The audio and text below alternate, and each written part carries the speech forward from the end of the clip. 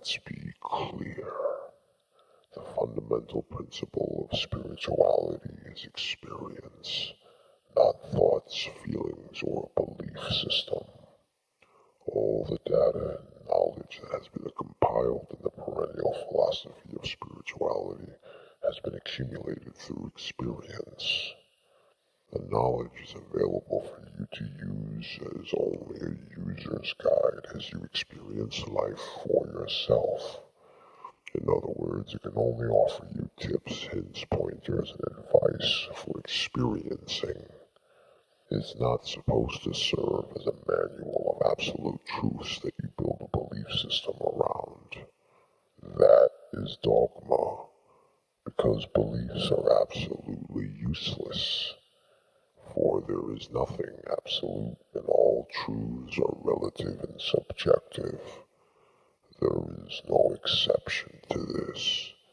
This includes everything I'm saying right now, all the knowledge of spirituality, every law and fact of the scientific universe, everything. It is all temporary, within a limited context, and only applicable within a limited frame of reference that is experiencing it. This is not to say that one should not make use of knowledge while it is useful and functional, but do not form attachments to knowledge and be ready to discard it the second it no longer applies.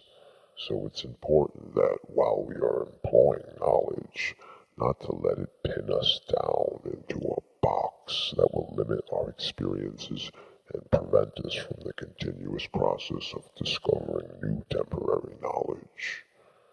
Now, of course, this would be a lot easier to sort out if we would simply connect to the essence of our being, total pure awareness, and disconnect from the foreign installation, the thinking mind.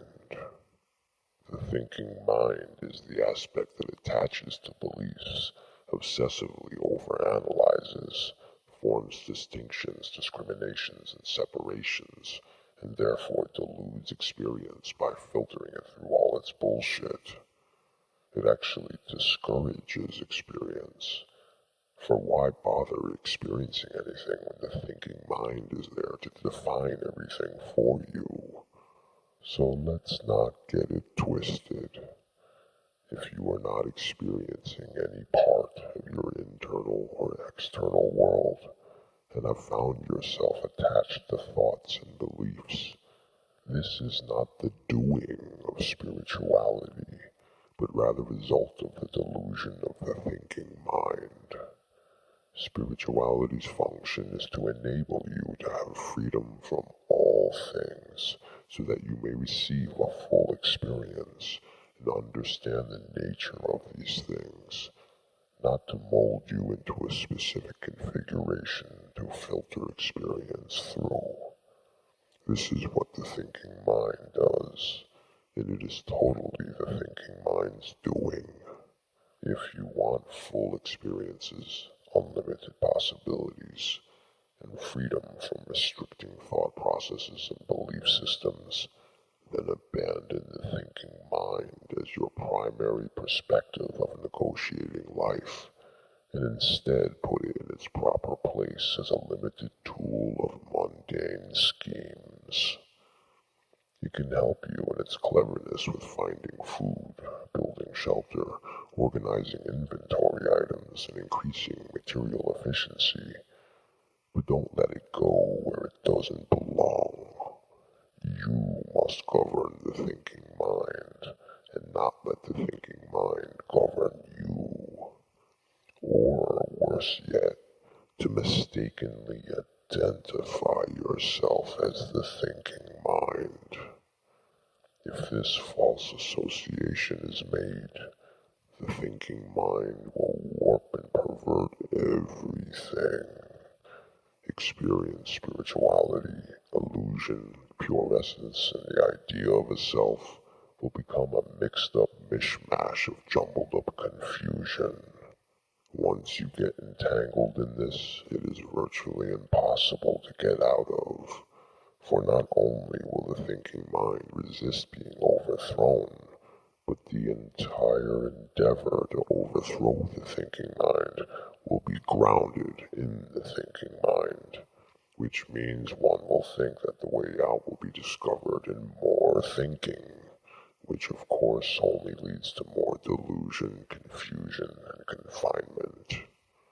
This is why prospective spiritualists who are still governed by the thinking mind are very exhausting and exasperating to fellow spiritualists who are governed by spirit.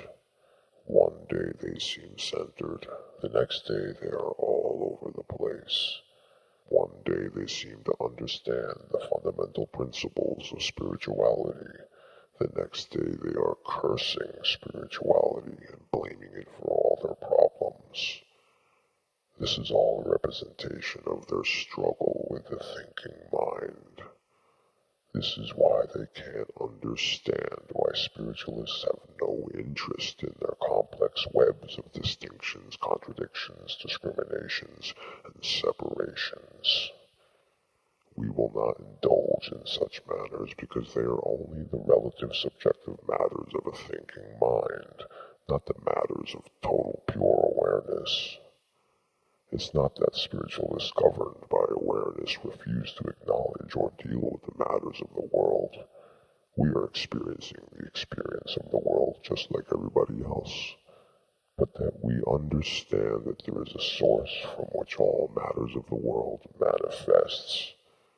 We are not tangled up in these affairs because we have no identification or association with these matters, which include the thinking mind, tied into an ideal of a self. The only identification and association we have is to the source from which all things spring from. And even this identification and association is not held as permanent and absolute, but as a fundamental aspect of a temporary contextualization. We don't care if the rules change, or if the script gets flipped on any given contextualization. We will still always seek to know the nature of phenomena and the source of phenomena. No matter what it is, we can only experience it. At least that's how it is right now, and we can only deal with the fundamental nature of things as they are right now, not as what we think they are, what we think they should be, or what we believe them to be, but only as they are right now. When this is seen, it becomes apparent that there's nothing to fix in the matters of the world that can be done externally. If one really feels the need to bring change to the world, then it all starts internally. But we will have little to no effect as long as there is an interference from the thinking mind. Want to make change or create something? Then imagine it. Don't think about it. Then perhaps you can utilize the thinking mind to help bring it to fruition. But the thinking mind itself imagines nothing. It can only manage, organize, and manipulate that which is first imagined from the source. So I encourage all aspiring spiritualists who are struggling to go ahead and make the full disconnect from the thinking mind. This is the cause of all your struggles. Until such time that you can do this, you will be continually lost in a complex maze with wisdom and intellect banging heads, until, dizzy and drained of all energy, you will collapse in exhaustion. From here, you will most likely misidentify the source of your struggles as being wisdom and spirituality, and then you will abandon them. This may turn out to be better for you, for at least when one is fully entrenched in delusion, there is no conflict about it. So don't linger on the fence. Either walk the spiritual path, or do not.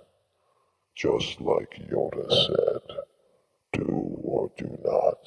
There is no try. Or just like Mr. Miyagi said, walk on the road road, walk left side, safe. Walk right side, safe. Walk middle, sooner or later, get squished just like grape. It's not that it's a mandatory either or situation. You can linger on the fence if you so choose, but in doing so you will be dogged by conflict, confusion, and a fickle temperament, causing more and more pressure, until you may indeed end up getting crushed just like a grape. There is no consistency by lingering on the fence. This will have you talking about oneness in one breath, and us and them in the next breath. This will have you speaking about detachment from one side of your mouth, and the importance of the attachments that matter from the other side of your mouth. One day you will be expressing the recognition of illusion. The next day you will be rambling on and on about a million distinctions and how real they are. Going halfway doesn't lead anywhere but halfway. If you are drawn to spirituality, go the whole distance. Don't intellectualize it. Apply it. Don't believe it. Experience it. Don't twist and pervert it to make sense to the thinking mind. It's not going to make sense. But it doesn't have to make sense. And that's okay. Live it. Become it. Reconnect to your essence of total pure awareness.